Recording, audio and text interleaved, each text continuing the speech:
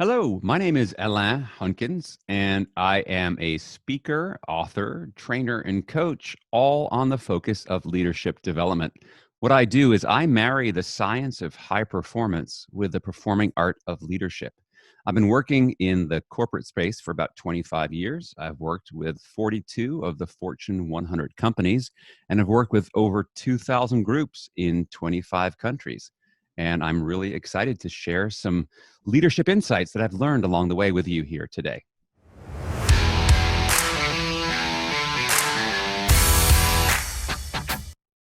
Okay, and so now you're into the book writing process. At what point, and how was that coinciding with like building your brand, building your consultancy essentially? How did all those marry together?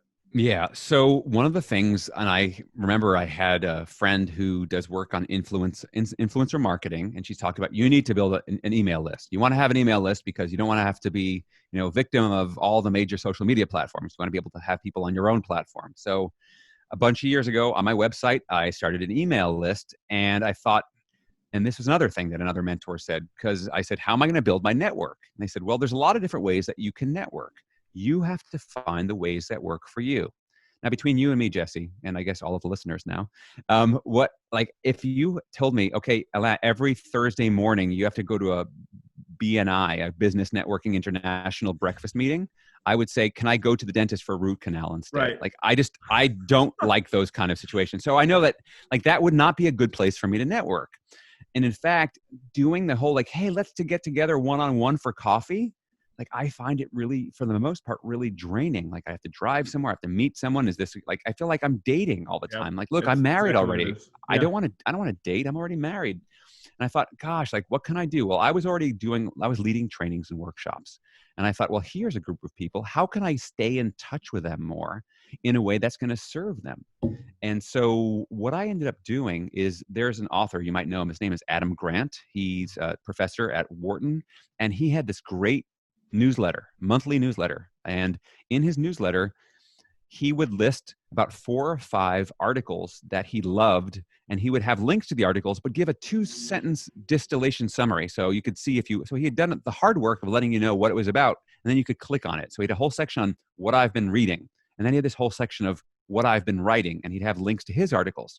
And I thought, this is genius, because it was a way to stay in touch and giving people value. And I thought, perfect. So I basically shamelessly stole his format. And that's the same format. I've been doing that for 5 years. So I have a monthly newsletter, and that's pretty much the format. And it's amazing how, we talk about the ripples in the pond and you don't know where they go. I have people who will come to me and say, I read this article in your newsletter and it helped me to redesign my training program or work differently with this coaching client. So it's a way for me to continually add value without selling, because ultimately I'm not trying to sell, I'm trying to serve.